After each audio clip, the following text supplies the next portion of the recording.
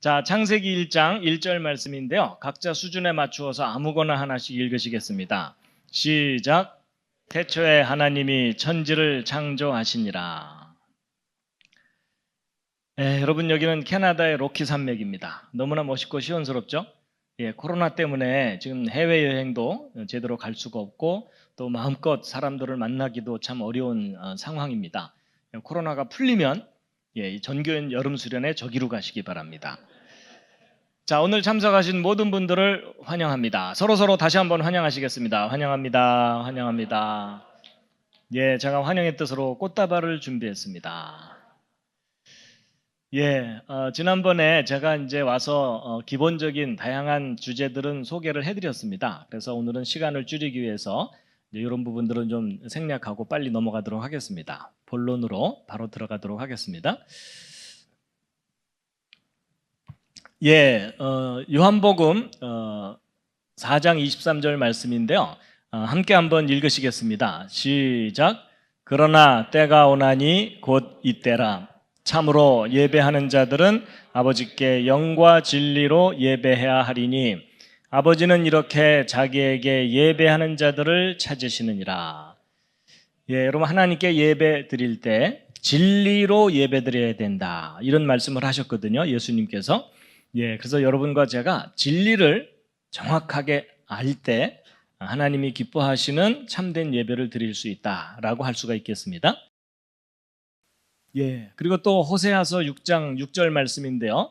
여기 있는 말씀 함께 읽으시겠습니다. 시작. 나는 긍휼을 원하고 희생물을 원치 아니하며 번제 헌물보다 하나님 아는 것을 더 원하였으나. 여러분과 제가 하나님을 알려고 노력하는 그런 삶을 살게 되면 그 삶이 곧 예배드리는 삶이다, 이렇게 이해할 수도 있겠습니다. 여러분, 이것은 여러분과 제가 살고 있는 우주입니다. 여러분과 저는 지금 지구상에 살고 있고 이 지구가 속해 있는 곳은 은하계입니다. 이 은하계 내의 별의 숫자가 1000억 개가 넘습니다. 그 많은 별 가운데 하나가 지구이고 이 지구상에 80억 정도 인구가 흩어져 살고 있고 오른쪽 아래는 미국 시카고라는 도시이고요. 여기에 잔디밭에서 돗자리 깔고 낮잠 자고 있는 사람입니다. 사람의 몸에는 세포들이 있습니다. 여러분 몸에 있는 세포의 숫자는 60조 개 이상 됩니다. 그 수많은 세포 중에 여러분의 생명을 유지시켜주는 중요한 세포가 이 빨간색의 적혈구 세포입니다. 이 적혈구 세포 하나의 크기가 얼마나냐면 이 지름이 여러분 머리카락을 하나 딱 떼어냈을 때의 머리카락 굵기의 10분의 1 정도 됩니다. 그리고 그래서 우리가 살고 있는 이 우주는 정말 신비한데, 이 신비한 우주가 맨 처음에 어떻게 시작됐는지를 알려주는 아주 오래된 기록입니다. 지금부터 3400년 전 기록입니다. 바로 뭐죠? 창세기 1장. 다 함께 읽으시겠습니다. 바로 창세기 1장 1절에 하나님이 처음에 이 세상을 창조하셨다, 이런 말씀이 있습니다. 근데 여러분, 하나님이 계시다는 것과 이 세상이 창조되었다는 것을 여러분 주변에 믿는 사람들이 더 많아요? 안 믿는 사람들이 더 많아요? 안 믿는 사람들이 훨씬 많죠? 안 믿어지는 이유는 간단합니다. 하나님을 본 사람이 아무도 없어요. 그렇죠? 그리고 이 세상이 창조되었다는 것을 본 사람도 없어요. 그렇죠? 이 세상이 창조되는 거 보신 분? 이럴 때 손 드는 분이 계시면 어떻게 해야 된다고요? 잘 돌봐드려야 돼요. 그렇죠? 근데 여러분, 모든 것을 눈으로 봐야만 한다는 것도 틀린 생각입니다. 여러분, 바람이 눈에 보여요? 안 보여요? 안 보여요. 근데 있어요? 없어요? 있습니다. 그럼 눈에 보이지 않는 바람은 어떻게 알죠? 나뭇가지가 흔들리는 걸 보면서 오늘 바람이 많이 부는구나, 이렇게 알죠? 그러니까 직접 볼 수는 없지만 간접적으로 그 존재를 깨달을 수가 있죠. 마찬가지로 하나님도 눈에 보이는 대상이 아니거든요. 그러면 하나님이 계시기 때문에 나타나는 객관적인 현상과 증거들이 있어요.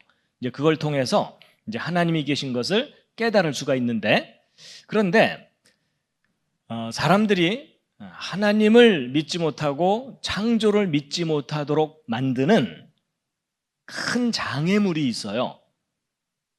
아마 다음 그림을 보면 그게 뭔지 아실 거예요.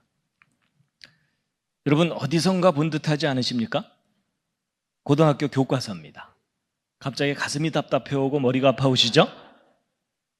예, 고등학교 교과서에서 창조 배울까요? 진화 배울까요? 진화입니다. 그래서 생물은 진화됐고 진화의 증거가 있다라고 학교에 가면 배워요. 여러분 진화라는 말은 조금 어려운 말인데 쉽게 풀어서 얘기하면 모든 것이 저절로 생겼다. 하나님 없다. 그리고 저절로 생겨서 변해서 이 모든 것들이 생겨난 거다. 그게 이제 진화예요. 근데 여러분 고등학교 다닐 때까지 교과서가 틀릴 거라고 생각하는 학생 있나요? 없나요? 거의 없습니다. 그렇죠? 외우기도 바쁜데 틀린 줄을 어떻게 알겠어요? 그래서 여러분 학교 다니면서 이 진화론을 10년, 20년 계속 배우잖아요. 사실처럼 믿어지게 돼 있어요. 그렇죠? 예. 더군다나 여러분 과학에서는 증거라는 것을 참 중요하게 여겨요. 그래서 과학자들이 뭔가를 주장할 때는 증거 있느냐 확인하죠. 근데 학교에서 진화의 증거가 있다고 배우니까 학생들은 진짜 증거가 확실한 줄 알게 되겠죠. 그래서 진화를 너무나 당연하게 믿게 돼 있어요. 근데 여러분 그 100m 미인이라는 말 들어본 적 있으세요? 여러분 사람은요 100m 떨어져서 보잖아요. 다 미남 미녀예요. 그렇죠? 근데 가까이서 만나보면은 코 삐뚤어져 있고 죽은 게 잔뜩 있고 엉망이죠? 여러분 비슷해요. 여러분 이 진화론이요 멀리서 대충 보면 그럴듯하거든요. 근데 가까이 가서 자세하게 확인하면 정말 거짓된 이론입니다. 그래서 여러분 진화의 증거가 있다고 하는데 실제로는 확실한 증거가 없거든요. 그래서 왜 진화가 증거가 없는지를 구체적으로 설명을 해드리려고 하는 겁니다. 여러분 이것은 학교에서 배우는 진화론을 한눈에 볼 수 있도록 정리한 그림이에요. 그래서 여러분 진화론에 의하면 이 지구가 지금부터 46억 년 전쯤에 태양으로부터 떨어져 나와서 뭉쳐갖고 불덩어리였다가 점점점 식었고 그 와중에 분자들이 자기들끼리 결합해서 생명체가 저절로 생겨났고 그렇게 생겨난 생명체가 수억 년 지나는 동안 다양한 생명체들로 변해왔다. 이게 진화론이에요.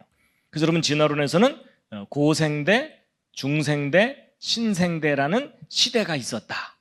막 몇 억 년 전에 뭐 공룡들이 살았고 뭐 이런 거 있죠? 예, 그런 걸 이제 배우게 됩니다. 여러분 진화론에서는 이 공룡이 고생대, 중생대, 신생대 중에 어느 시대에 살았다고 가르칠까요? 여러분 여기 다 그려져 있잖아요. 그렇죠? 공룡은 중생대에 살았었다. 이렇게 가르쳐요. 그러면 학생들은 그냥 가르치는 대로 받아들일 수밖에 없으니까 이 공룡은 지금부터 1억 년, 2억 년 전쯤에 살다가 수천만 년 전에 멸종했다. 이것을 당연한 듯이 이제 배우게 돼 있어요. 자, 그런데 여러분 지금부터 제가 이제 설명하는 내용이 말이 되는지 안 되는지 한번 잘 들어보세요. 여러분 이게 이제 학교에서 배울 때 많이 보게 되는 진화론 관련된 그림이거든요. 진화론에서는 생명체가 아메바와 같은 간단한 생명체가 환경이 변하면서 시간이 흐르면서 다양한 생명체들로 진화해 왔다. 이게 이제 진화론이에요. 저런 비슷한 그림 본 기억 나시죠? 학교 다닐 때 배웠잖아요. 근데 표정이 전혀 기억이 안 난다는 표정이 있어요. 예. 자, 여러분 진화가 맞다면 이런 원숭이나 말이나 개구리가 처음부터 저런 모습이 아니었다는 거죠. 다른 동물이 점점점 변해서 이런 동물들이 생겨났다는 거죠. 그럼 우리가 막연하게 생각할 게 아니고요. 좀 더 이제 구체적으로 생각해 볼 필요가 있는데 여러분, 이 왼쪽에 있는 이 동물이 이게 뭐죠, 이거? 예, 박쥐. 여기 다 써 있습니다. 예, 박쥐예요. 여러분, 이 박쥐도 진화로 생겨난 동물이 맞다면 그 조상이 처음부터 박쥐는 아니었겠죠.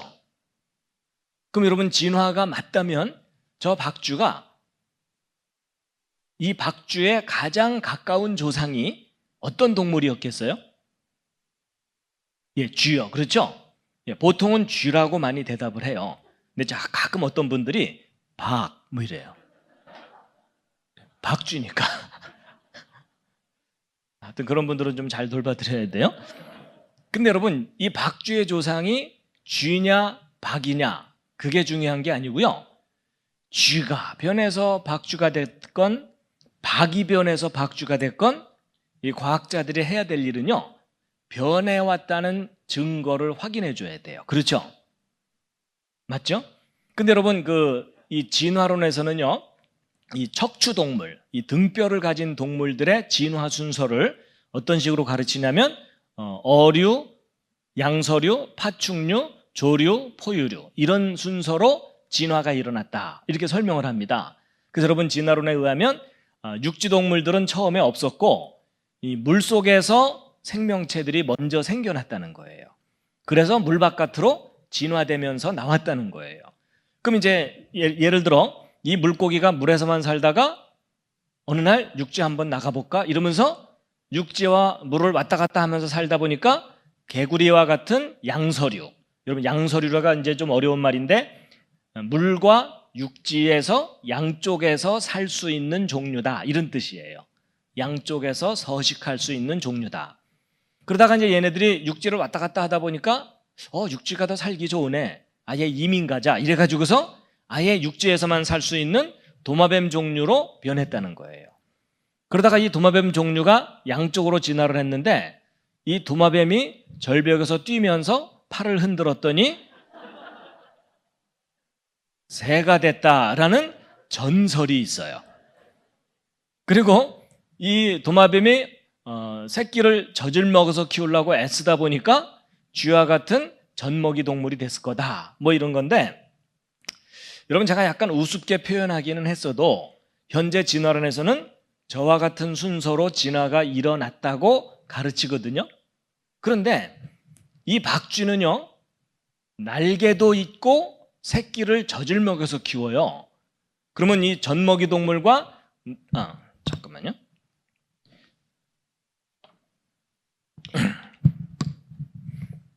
아이고.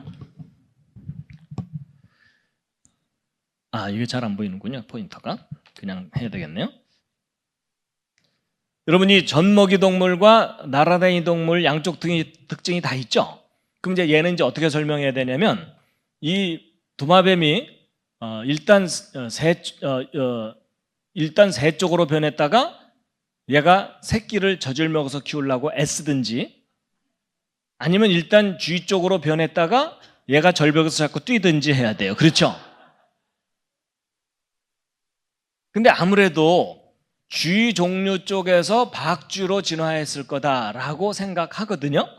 그러면 이 쥐가 점점 변해갖고 박쥐까지 진화하려면 과연 역사 속에서 어떤 과정을 겪었어야 되는지를 그림으로 그려봤거든요. 다음 그림이 마음에 드실지 모르겠어요. 어느 날 쥐가 겨드랑이가 간질간질하면서 뭐가 너덜너덜 나면서 점점 커지더니 박쥐가 됐다. 이런 거 한번 생각해 보자고요. 여러분, 이 쥐에서 박쥐로 진화하려면 이 중간 단계를 거쳐야 합니까? 안 거쳐도 됩니까? 반드시 거쳐야 되죠? 여러분, 저 중간 단계 거치지 않고 쥐가 어느 날 갑자기 박쥐를 새끼로 낳았다 라고 주장하려면 믿음이 필요해요. 그렇죠? 그건 더 이상 과학적이거나 합리적인 설명은 아니죠. 그러면 이 쥐가 이제 환경에 적응하면서 계속 변해갈 텐데, 여러분 보통 진화하는 데 걸리는 시간은 수천 년, 수만 년이 아니고요, 수백만 년, 수천만 년 걸렸다고 설명하거든요. 그럼 여러분 한번 상식으로 따져보세요. 이 쥐가 계속 꾸준히 변해갖고 수백만 년 동안 박쥐로 변해온 게 맞다면 그 수백만 년 동안 거쳐야 되는 중간 단계가 있었어야 되죠. 그럼 수백만 년 동안 몇 단계를 거쳐야 되죠? 현실적으로? 그랬더니 어떤 분이요? 3단계예요. 아닌 거 아시죠? 그랬더니 그분 5단계인가? 뭐 이래요 또. 그것도 아닌 거 아시죠? 여러분 수백만 년 동안 몇 단계 거쳐야 될 것 같아요? 정답은 셀 수 없이 많아야 한다. 이게 정답이에요. 맞죠? 여러분 저 중간 단계가 적을수록 믿음이 필요하죠. 많이 발견될수록 역사적인 사실에 가까워지는 거죠. 근데 여러분 과학자들이 저 중간 단계 화석 발견한 게 있을까요? 없을까요? 없어요. 그리고 여러분 매 단계마다 이렇게 어정쩡하게 생긴 이 괴물들이 지구상에 몇 마리 살고 있었겠어요? 서너 마리? 아니죠. 전 세계 곳곳에 우글우글 살고 있었겠죠. 맞죠? 여러분 특히 쥐나 박쥐 종류는 얼마나 번식을 잘해요. 맞죠?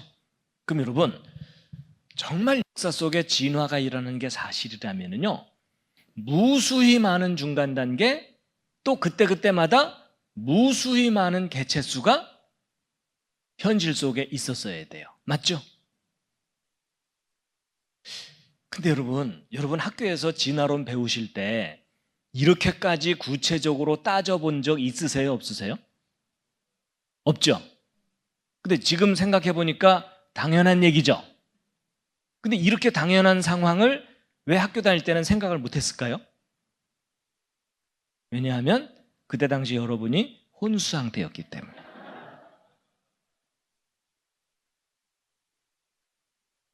그래도 약간 정신 차리고 선생님한테 질문하려고 그러면 진도 나가야 되니까. 그렇죠? 사실 여러분이나 저나 학교에서 진화론 배울 때 따져보고 토론도 해보고 확인도 해보고 박물관 가서 정말 저렇게 중간 단계 괴물들이 있는지 확인해보고 그렇게 배울 여유가 있었어요? 없었어요? 없었어요. 그냥 가르치는 대로 배우고 배운 대로 답안지 쓰고 생각 안 나면 빵점, 생각나면 그래도 점수 얻고 그리고 졸업해버린 거예요. 근데 여러분 오늘 짧은 시간이지만 우리가 그동안 배웠던 내용이 정말 사실인지 확인해 볼 수 있는 아주 좋은 기회입니다. 자, 그렇다면 여러분 진화가 맞다면 오른쪽 화석이 더 많아야 되겠어요? 왼쪽 화석이 더 많아야 되겠어요? 왼쪽이 더 많아야 될 것 같죠? 이 오른쪽에 비해서 몇 배나 더 많아야 될 것 같아요? 그랬더니 어떤 분 끝까지 1.5배. 그거 아닌 거 아시죠? 여러분 잘 생각해 보면요, 비교할 수 없이 많아야 돼요. 맞죠? 근데 여러분 그동안 이 왼쪽 화석 발견된 게 있다고요? 없다고요? 저게 없어요. 없어도 너무 없어요. 근데 이제 이렇게 얘기하면 어떤 분들은 야, 혹시 박쥐만 없는 거 아닐까? 응? 딴 동물들은 연결해주는 화석들이 많을 텐데 이 박쥐만 없으니까 그걸 예로 든 게 아니냐 이러실까봐 이제 확인시켜 드리면 이제 이겁니다. 먼저 이것부터 보여드릴게요. 여러분 진화론자들이요, 지금부터 5천만 년 전에 살았었다고 하는 박쥐 조상 화석이에요. 근데 놀랍게도 오늘날 살고 있는 박쥐와 기본 골격 구조나 모양이 똑같아요. 둘 다 박쥐예요. 그럼 여러분 5천만 년 동안 변했다는 거예요? 안 변했다는 거예요? 전혀 변하지 않았어요. 여러분 화석은요, 과거에 살았던 생명체들의 모습을 눈으로 확인할 수 있는 증거잖아요. 그렇죠? 근데 눈으로 직접 확인할 수 있는 증거는 변하지 않았다는 것을 보여주고 있어요. 변했을 거라는 것은 머릿속에 있는 상상이에요. 근데 여러분 머릿속에 있는 거가 사실로 확인되려면 증거가 확인돼야 되잖아요. 그렇죠? 근데 여러분, 박쥐는 변하지 않았다는 증거를 갖고 있어요. 자, 조금 전에 말씀드렸던 그 통계 자료를 보여드리면요, 여러분 그 화석률이라는 게 있어요. 화석률이 뭐냐면 화석의 비율 이런 거거든요. 그게 뭐냐면 현재 살고 있는 생명체 종류가 몇 %나 화석으로 발견됐는지 통계를 내놓은 거예요. 그랬더니 80% 이상이 발견됐어요. 이게 무슨 말이냐면, 예를 들어 지금 현재 지구상에 동물이 1000종류가 있다고 생각해 보세요. 그 중에 800종류 이상을 화석으로 발견했다는 뜻이에요. 그럼 통계적으로 보나 확률적으로 보나 그동안 발견한 화석을 가지고 결론을 내도 그 결론이 틀리지 않는다고 할 정도로 화석을 충분히 많이 발견한 거거든요. 그래갖고 그동안 발견된 화석들을 다 모아서 정리하고 분류해서 확인해 봤더니, 자, 여러분, 진화가 일어났다면 이 마지막 형태 화석이 더 많아야 되겠어요? 이거 연결해 주는 화석들이 더 많아야 되겠어요? 연결해 주는 화석이 훨씬 더 많아야 된다는 거 이제 금방 아시겠죠? 근데 여러분, 마지막 형태하고 연결해 주는 화석을 비교했더니 연결해 주는 화석이 하나도 발견되지 않는 거예요. 제 말이 안 믿어지시는 분들은 오늘부터 땅 파보시기 바랍니다. 전 세계를 다 뒤집어 놔도 안 나와요. 여러분, 이렇게까지 없다는 얘기는 있었는데 없어진 걸까요? 아니면 원래 없었던 걸까요? 원래 없었던 거예요. 그래서 여러분, 혹시 어디 여행 다니시다가 이런 애를 보시거든, 저한테도 꼭 좀 알려주시면 감사하겠습니다. 여러분, 진화가 일어났었다면 존재했었어야 하는 중간 단계 괴물이에요. 근데 여러분, 이게 어쩌다 하나 발견돼야 되는 게 아니고요, 이게 시리즈로 발견돼야 돼요. 그렇죠? 근데 여러분, 저게 발견된 적이 없어요. 그래서 여러분이 학교에서 배웠던 진화론하고 성경에서 이야기하는 창조론의 가장 기본적인 차이가 뭐냐면요, 이 진화론은요, 모든 생명체들이 저절로 생겨야 되기 때문에 어떤 공통의 조상으로부터 변하면서 갈라져 나왔다, 이렇게 설명해야 돼요. 근데 창조론은 그게 아니라 하나님께서 사람 조상 따로, 원숭이 조상 따로, 개 조상 따로, 하나님이 처음부터 따로따로 만드셨다는 거예요. 근데 여러분, 이 진화론이 과학적으로 입증되려면 이 윗부분의 증거는 그다지 중요하지가 않아요. 진화론이 입증되려면 이 밑에 증거들이 필요해요. 맞죠? 여러분, 이 윗부분은요, 과학의 유전의 법칙으로 충분히 설명할 수 있어요. 근데 진화가 입증되려면 이 밑에 있는 증거가 필요한 거예요. 근데 그동안 과학자들이 저 아래쪽 증거를 확인하려고 노력했는데 저 밑부분의 증거가 하나도 발견되지 않는 거예요. 그러면 증거들을 확인하고 났더니 위나 아래나 똑같아져 버렸죠. 그럼 처음부터 어느 쪽 주장이 옳았다는 거예요? 예, 종류별로 따로따로 시작됐다는 성경의 주장이 옳았다는 거예요. 여러분, 이게 무슨 말이냐면, 여러분이 교회 다니고 성경 믿어야 되니까 무조건 창조 우겨야 된다, 그 얘기가 아니에요. 여러분의 개인적인 믿음과 아무 상관없이 객관적인 증거 자체를 확인해 보아도 처음부터 성경 기록이 옳았다는 거예요. 안심하시고 성경 믿으시기 바랍니다. 자, 그런데 이제 이게 가장 기초적인 내용이고요. 이제 이런 식으로 설명을 하면은요, 이 진화론자들이 이제 사람들을 설득하려고 어떤 얘기를 하냐면요, 여러분, 개를 잘 보시면은 품종이 다양하죠. 저 다양한 품종들을 크기 순서대로 이렇게 놓으면은 어떻게 크기 순서로 정렬이 되죠. 그러면 뭔가 작은 개에서 큰 개 쪽으로 진화된 것 같은 느낌이 들기도 하죠. 그래가지고 여러분, 이 개들이 다양한 품종을 갖는 것도 진화론자들은 진화의 증거인 것처럼 설명하거든요.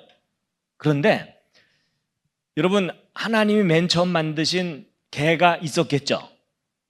그 개로부터 다양한 품종들이 나올 수가 있거든요. 그것은 유전의 법칙으로 설명이 돼요. 근데 그것은 다양함이지 발전된 게 아니에요. 여러분, 저 조그만 개하고 큰 개 중에 어느 쪽이 더 진화가 된 것 같으세요? 아니에요. 품종마다 특징이 다른 거예요. 어느 쪽이 더 우수하고 어느 쪽이 열등한 게 아니에요. 맞죠? 예. 그래서 여러분, 저렇게 어떤 개라는 종류 내에 다양한 품종들이 존재하는 것을 진화론자들은요, 소진화라고 표현하거든요. 작을 소자를 써서 작은 진화다. 그런데 개가 점점 진화돼서 말이 됐다, 전혀 다른 종류로 변하는 것을 큰 진화라 그래서 대진화라고 얘기해요. 근데 여러분, 창조과학자들이 부정하는 것은 대진화를 부정하는 거지 개 안에서 다양한 품종들이 생겨나는 걸 부정하는 게 아니에요. 그 대신에 창조를 주장하는 사람들은 진화라는 용어를 싫어하는 거예요. 그래서 소진화라는 표현이 옳지 않다, 이건 다양함이라고 표현해야 된다, 이렇게 이제 이야기하는 겁니다. 근데 이제 진화론자들은 저 소진화를 예로 들면서 저런 작은 진화가 오랜 세월 지나다 보면 큰 진화가 일어날 수 있다라고 사람들을 속이는 거예요. 근데 여러분, 개를 아무리 키워도 말 돼요, 안 돼요? 안 돼요. 그렇죠? 사람도 마찬가지예요. 여러분, 원숭이가 변해서 사람 됐다는 확실한 증거는 없어요. 근데 이제 진화론자들은 사람과 원숭이의 중간쯤 되는 어떤 존재들이 있었다고 자꾸 사람들에게 가르치거든요. 근데 여러분, 사람과 원숭이를 연결시켜주는 화석들을 확인해 보면은요, 확실한 화석은 단 한 점도 없어요. 부서진 파편들이 대부분이에요. 그렇기 때문에 사람과 원숭이도 절대로 연결되지 않습니다. 자, 여러분, 이제 지금 쭉 설명을 해드렸는데 이제 요점 정리를 좀 하고 그 다음 내용을 좀 소개해 드리려고 해요. 여러분, 지금 진화론에 근본적인 문제가 있다는 걸 말씀드렸거든요. 확실한 증거가 없다는 거예요. 근데 무슨 증거가 없다고 말씀드렸죠? 예, 중간 단계 화석의 증거가 없어요. 연결시켜주는 증거가. 근데 여기까지만 대답하면 80점짜리 대답이에요. 100점짜리 대답이 있어요. 무슨 중간 단계 화석이 없는 걸까요? 예, 아까 언뜻 나왔는데 눈썰미가 좋으신 분들은 좀 기억이 나실 거예요. 무슨 중간 단계 화석이 없는 거냐면 연속적인 중간 단계 화석. 시리즈 있죠, 시리즈. 여러분, 저 연속적인을 빠뜨리시면 안 돼요. 왜냐하면 그냥 중간 단계 화석이라고 할 만한 것들이 있어요. 그래서 이제 학생들이 가끔 헷갈리거든요. 여러분, 저 중간 단계 화석이라고 할 만한 대표적인 화석이 뭐냐면요, 바로 시조새 화석이에요. 들어본 기억나시죠? 여러분, 진화론에서는요, 이 날개가 없는 도마뱀이 점점 진화해갖고 날개를 가진 새로 진화했다고 하거든요. 그럼 저걸 연결시켜주는 증거가 발견돼야 되겠죠. 근데 오랫동안 발견되지 않다가 어느 날 새 종류 화석이 하나 발견됐는데 날개 끝에 발톱이 있죠, 부리에 이빨도 있죠, 꼬리 깃털에 뼈도 있는 거예요. 이거 도마뱀의 특징이 남아있는 것 아니냐? 이 도마뱀이 절벽에서 뛰면서 푸드덕 하면서 점점 발전해서 새가 됐을 텐데 도마뱀의 흔적이 남아있는 새 화석을 발견했다. 드디어 진화의 증거를 발견했다. 그래가지고 얼마나 많은 학생들이 저것 때문에 진화를 믿게 됐는지 몰라요. 저도 그렇게 배웠거든요. 근데 나중에 제가 속았다는 걸 알게 됐어요. 여러분, 잘 보세요. 여러분, 정말 이 도마뱀이 시조새를 거쳐서 새로 간 게 맞다면 도마뱀과 시조새도 발견돼야 되지만 이 도마뱀에서 시조새로 변해가는 과정도 확인돼야 되죠. 여러분, 진화가 맞다면 도마뱀과 시조새가 더 많아야 돼요? 아니면 이걸 연결시켜주는 것들이 더 많아야 돼요? 연결시켜주는 게 훨씬 더 많아야 된다는 거 이제 아시겠죠? 근데 여러분, 그동안 과학자들이 발견한 것은 시조새 화석들 뿐이에요. 연결시켜주는 증거들은 발견된 게 없어요. 그렇다면 이거 연결시켜주는 증거가 없다면 그럼 이 시조새는 정체가 뭐죠?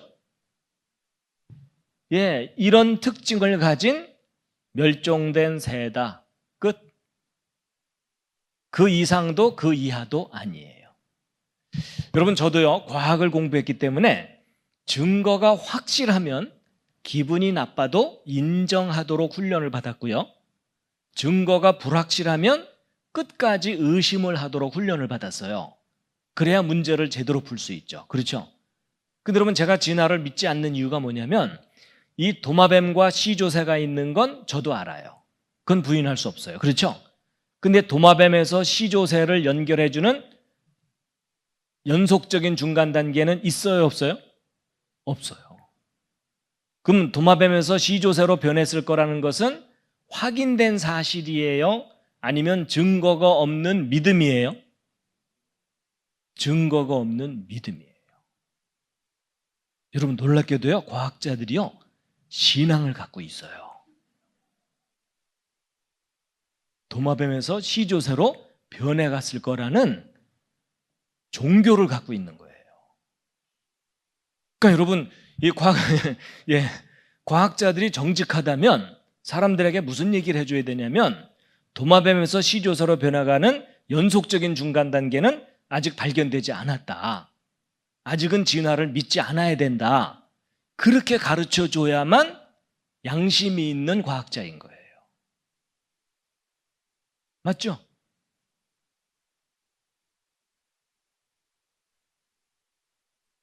그냥 사실만 정확하게 얘기해야 되는데 사실이 아닌 것을 사람들이 믿도록 방치하거나 조장하고 있는 거예요.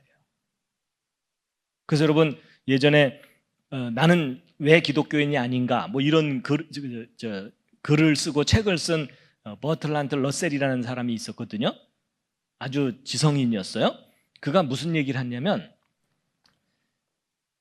증거 위에 믿음을 두고 증거가 보장하는 만큼의 확신만 가졌다면 인류가 그렇게 많은 문제를 겪지 않았을 거다. 이런 표현을 했어요. 무슨 말이냐면 증거가 보장하지 않는 걸 너무나 믿어버리는 바람에 거짓된 이론을 전 세계적으로 유통시켜버린 거예요. 근데 진화론이 바로 그거예요. 그래서 여러분, 진화론의 아주 근본적이고 심각한 문제는 무슨 증거가 없다고요? 그냥 중간 단계 화석이 없는 게 아니라 연속적인 중간 단계 화석이 없는 거예요. 그럼 연속적인 중간 단계 화석 없다는 얘기는 쥐 따로, 박쥐 따로, 처음부터 따로따로가 맞다는 거죠. 종류대로 따로따로죠. 그래서 여러분, 성경 읽어보면요, 창세기 1장에 보면 종류대로 따로따로 시작됐다고 기록되어 있어요. 여러분, 객관적인 증거를 확인해봐도 종류대로가 맞고요, 성경 기록도 종류대로라고 정확하게 기록되어 있어요. 여러분, 정확한 기록은 인정하고 믿어야죠. 그래서 여러분, 창세기 1장에요 종류대로 만드셨다는 단어가요 10번 나와요. 10번. 그래서 제가 예전에 성경 읽다가요 짜증이 좀 났어요. 나한테 2번만 얘기해도 내가 알아들을 텐데 뭐 10번씩이나 반복을 했나, 지겹게 잔소리처럼 그랬거든요. 근데 여러분, 되게 반복하는 이유가 뭐죠? 중요하니까 강조하는 거예요. 그래서 창세기 1장에요 종류대로 따로따로 만드셨다고 10번 나와요. 여러분, 10번씩이나 얘기를 했는데 못 알아들으면 어떻게 해야 되죠? 잘 돌봐줘야 돼요. 그래서 여러분, 지금 학교에서 지금도 여전히 생물은 진화됐고 진화의 증거가 있다 그러는데 증거가 있다고요, 없다고요? 없어요. 무슨 증거가 없다고요? 연속적인 중간 단계 화석이 없어요. 그렇다면 다 따로따로인 거죠. 여러분, 지금까지 한 얘기 다 잊어먹으셔도 괜찮아요. 그냥 저 사진들만 보면서 생각해 보세요. 여러분, 정말 진화가 일어난 게 맞다면 이 모든 동물들도 다 그들의 조상이 변해온 증거가 있어야 되죠. 그러면 저런 동물들이 등장하기까지 중간에 거쳐야 됐던 괴물들이 엄청나게 많았겠죠. 그럼 땅 팔 때마다 괴물 화석들이 나와야 되겠죠. 어마어마하게. 근데 저런 것들을 연결시켜주는 화석들이 그동안 발견된 게 있다고요, 없다고요? 전혀 없어요. 처음부터 저 모습이었어요. 그래서 종류대로 종류대로 만드시니 하나님의 보시기에 좋았더라.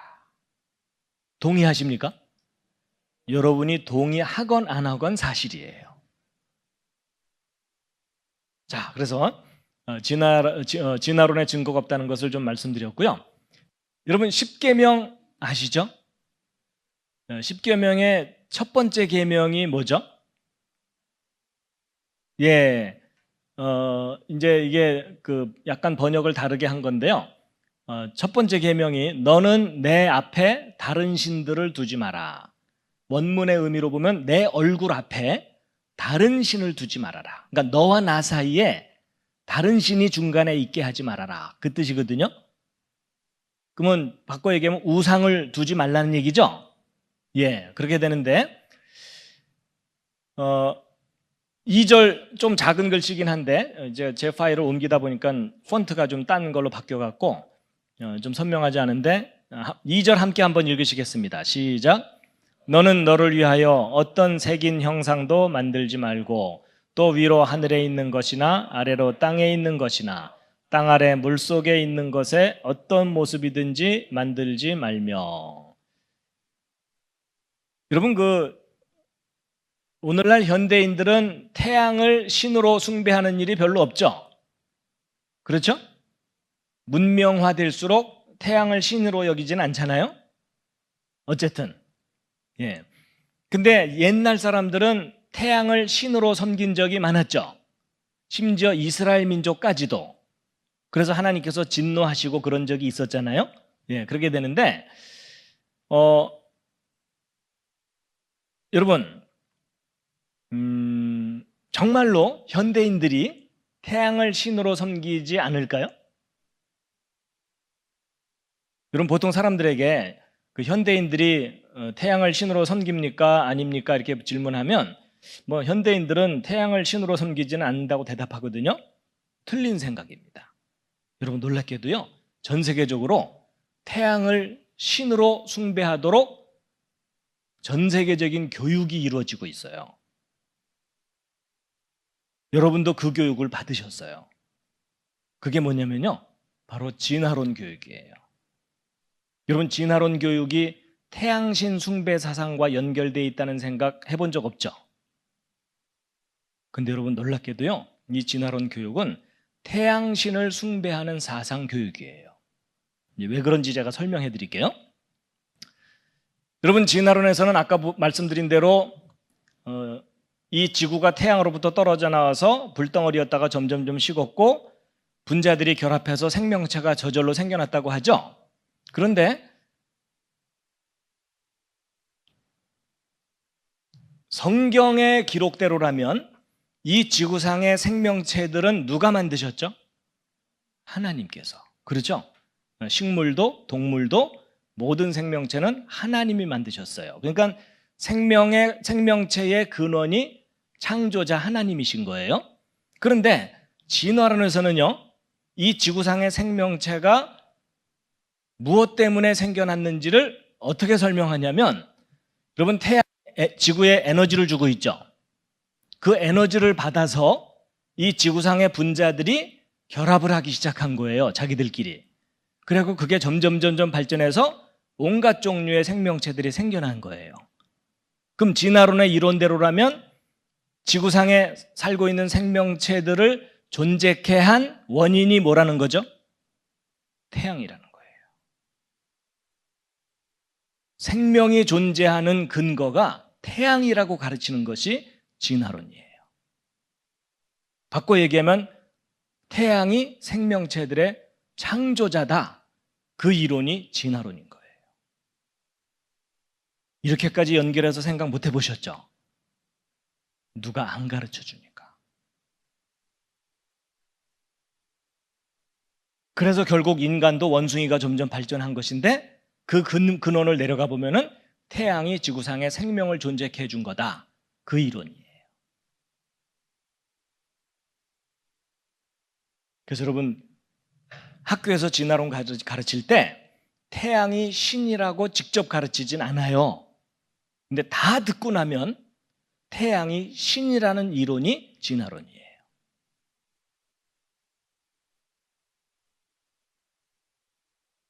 여러분 전 세계에 수많은 이단이 있지만요. 가장 큰 이단 중에 하나가 진화론이에요. 왜냐하면 그거 교육받고 나면 더 이상 하나님의 존재를 인정하지 않게 되거든요. 하나님의 존재를 인정하지 않으니까 구원도 의미가 없고요. 예수 그리스도도 의미가 없는 거예요. 근데 놀랍게도 이 진화론 교육이 전 세계적으로 진행되고 있어요. 10년, 20년 계속 반복해서 가르쳐요. 그럼 사람들은 더 이상 하나님의 존재를 인정하지 않게 되는 거예요. 여러분 그 개구리를요 뜨거운 물에다가 갑자기 집어넣으면 뜨거우니까 뛰쳐나가려고 노력이라도 해요. 그렇죠? 근데 따뜻한 물에 넣고서 밑에서 불을 살살 떼잖아요. 웃다가 죽어요. 그렇죠? 여러분 교육이 아주 무서운 거예요. 여러분 진화론 교육은 태양이 신이라고 하는 교육인데 태양이 신이라고 노골적으로 얘기하지 않지만요. 꾸준히 반복해서 교육받잖아요. 그러면 이 뿌리 깊이 태양이 신이 돼버려요. 더 이상 하나님은 설 자리가 없는 거예요. 그런 진화론을 학교에서 증거가 확실하다고 가르치잖아요. 로마서 1장 25절. 여러분 이것을 좀 더 구체적으로 표현해 드리면요. 그들은 하나님의 진리의 가장 기초적인 진리가 창조죠. 근데 그것을 창조를 무엇으로 바꾸어서? 거짓된 진화론으로 바꾸어서. 창조자 하나님보다 무엇을? 피조물인 태양을 더 섬기고 경배하고 있다. 여러분 전 세계 학교에서요 태양을 신처럼 여기도록 가르치는 게 진화론이에요. 여러분도 그 교육을 받았어요. 그렇죠? 근데 다행히도 혼수 상태에서 받은 게 그나마 다행이에요. 그래서 여러분 현실이 참 안타깝습니다. 우리 자녀들을 학교에 보내자니 태양을 신이라고 하는 교육을 받게 되고 안 보내자니 바보가 될 것 같고 맞죠? 근데 보내놓고 나서 그냥 10년, 20년 하다 보면은 더 이상 성경을 안 믿게 되고 교회를 떠나게 되는 거예요. 그건 사실 우리 기독교인들이요 몸부림을 쳐야 돼요. 그래서 요즘 홈스쿨 하는 사람들도 많아지고 대안학교에 보내는 사람들도 점점점 많아지고 있어요. 세상 교육에 맡겨두면 세상적으로는 돈 벌고 성공할지 모르지만 하나님을 잊어버리거든요. 진화론 교육은 분명히 태양신 교육이에요. 그러니까 기독교인들이 그 정체를 아주 분명하게 알고 있어야 됩니다. 그리고 여러분 틈날 때마다 생각날 때마다 기도하시기 바랍니다. 하나님, 태양을 신으로 가르치는 이 진화론이 학교 교육에서 사라지게 하여 주시옵소서. 근데 학교 선생님들도 이런 걸 모르고 가르쳐요. 기독교인 교사들도 이 정체를 정확하게 모르고 하나님께서 진화라는 방법으로 창조하셨을 수도 있지 뭐 이런 식으로 가르치는 경우가 참 많아요. 이스라엘 백성들도 태양을 신으로 숭배했던 때가 있었습니다. 그것도 성전에서. 에스겔서에 나오는 말씀인데요. 함께 한번 읽어보시겠습니다. 시작.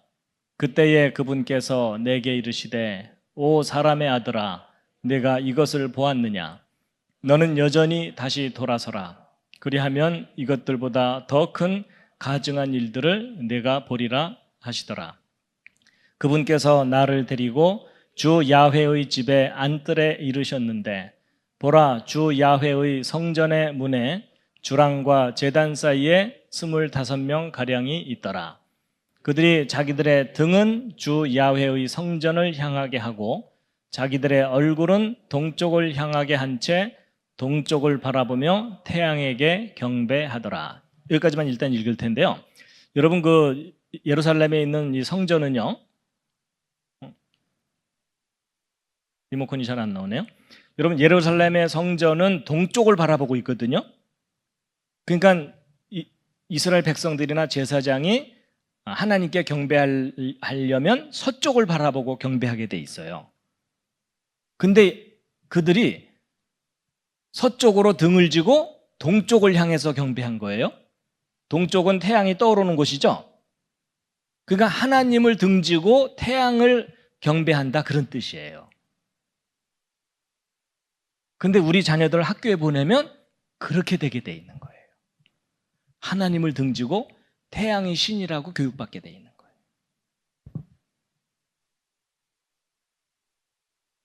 근데 그렇게 되면 결과가 어떻게 되느냐? 18절 읽겠습니다. 시작. 그러므로 나도 경로로 그들을 대우하리니 내 눈이 아끼지 아니하며 내가 불쌍히 여기지 아니하리라. 그들이 큰 소리로 내 귀에 부르짖을지라도 내가 그들의 말을 듣지 아니하리라. 그들이 어려움을 당해서 하나님께 도와달라고 부르짖어도 듣지 않으시겠다는 겁니다. 왜냐하면 하나님을 믿는 게 아니라 하나님을 등지고 태양을 숭배하고 있기 때문에.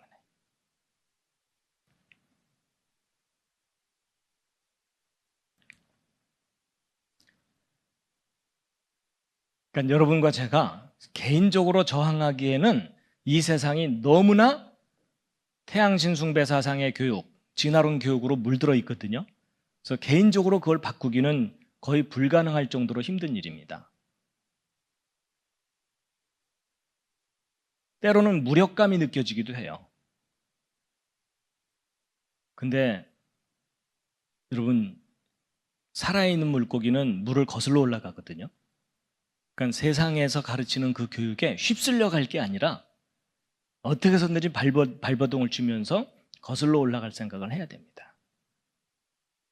그래서 이 진화론 교육의 실체를 분명하게 알고 어떻게 해서든지 자녀들을 거기서부터 탈출시켜야 되고요. 혹 그 속에서 배운다 하더라도 분별력을 가질 수 있도록 가르쳐야 됩니다. 요즘 그 코로나 백신 맞으면 이제 저항력이 생기죠? 그런 것처럼 미리 교육을 시켜놓으면요, 백신을 맞힌 것 같아요. 근데 미리 교육시키지 않으면 그냥 휩쓸려 가버립니다.